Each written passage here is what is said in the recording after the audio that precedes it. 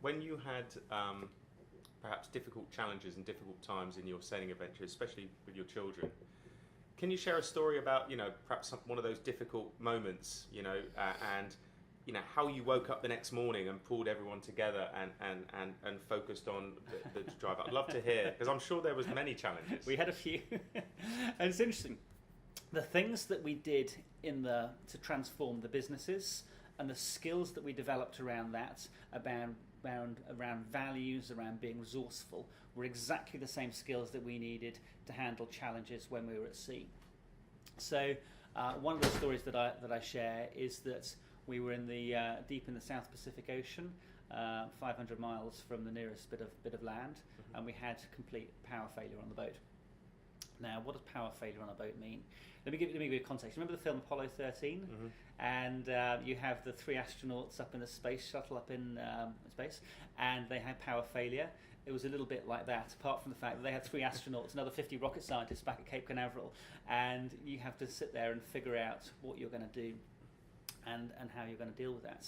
So, when everything goes wrong, we had huge seas and waves breaking over the boat, really strong winds, and we had to figure out how do we deal with this. And the way that we dealt with it went right back to our values. So I remember back in my corporate days thinking that values are soft, fluffy things. They're nothing of the sort. Values are the things that define your behaviours. Behaviours are what drives your actions. Actions are what drives your outcomes. And what we did with our values is we talked about them. We agreed what the set of values were. We talked about what is it that we do when we live these values at their very best. So we got concrete examples. And then we created a conversation around it every day. So we would hold values prizes over breakfast, and we would talk about what people were doing well and celebrating those good things. So with things like love, laugh, action, going prepared. So we were creating behaviours where those values became the instinctive things. So back in the situation in the boat in the middle of nowhere, what do? Do we turn around and blame each other, or do we just live our values? Mm-hmm. So we found the humour in the situation.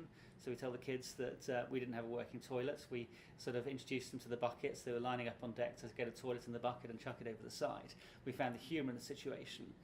And then for the next 4 days, we just literally worked as a team, lived our values. And I would say we didn't survive, we thrived. It became one of our proudest moments working together as a team. But because we'd ingrained those values, they weren't just for the easy times, they were for the tough times. So, we hand steered the boat for the next 4 days, and Nicola and I, we would steer for half an hour at a time each.